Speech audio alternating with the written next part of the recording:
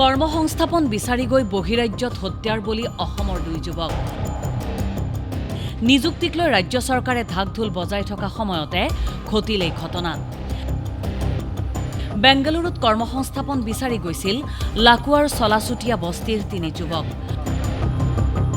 যোৱা শুকুৰবাৰে নৱভূমিজ নবীন ভূমিজ জগন্নাথগড় ৰেলযোগে ৰাওনা হৈছিল বেংগালুৰুলৈ। বিজয়ৱাড়াৰ এটা প্ৰতিষ্ঠানত কৰ্মসংস্থাপন বিচাৰি গৈছিল তিনিও। সফৰাই চাৱান নামৰ এজন যুৱকে কৰ্মসংস্থাপনৰ আশা দি লৈ গৈছিল তিনিওকে। ঘৰৰ পৰা যোৱাৰ ৩ দিন পাছতেই যুৱক কেইজনৰ ফোন আহিছিল ঘৰলৈ। আমাক মাৰি পেলাব, আমাক ৪০ জনমান মানুহে আগুৰি লৈছে বুলি কৈছিল ফোনত। তাৰ পিছৰে পৰাই সন্ধানহীন হৈ আছিল যুৱক কেইজন।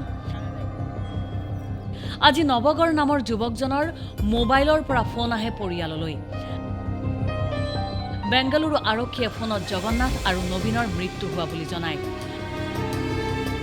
গুৰুতৰভাৱে আহত নৱ বিজয়ৱাড়াত চিকিৎসাধীন হৈ থকা বুলিও জানিবলৈ দিয়া হৈছে।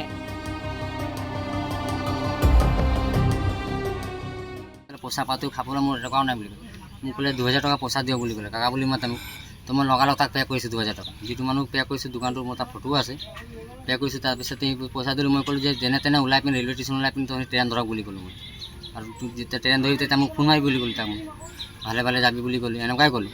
তাৰপিছত আকৌ 2টা বজাত মই কালি ডিউটিত আছিলোঁ, তাক মই ফোন মাৰিলোঁ ক'ত পালোঁ বুলি ক'লে। বোলে আমি ট্ৰাকত গৈ আছোঁ বুলি কৈছে। ট্ৰাকত গৈ আছোঁ বুলি ক'লে। আমি জয়ৰামপুৰ নে কিপুৰ বুলি ক'লে, পাৰ হ'লে বুলি ক'লে, নাই হোৱা নাই বুলি কৈছে। ধৰমপুৰ এনেকুৱা কৈ মানে জেগাতে থাকিলে যে জয়পৰা নেকি এনেকুৱা ক'লে। এইটো জেগাতে থাকিলে, এইটো জেগাতে আৰু আমাৰ 2টা ল'ৰা এনেকুৱা ডেড বডি ওলালে।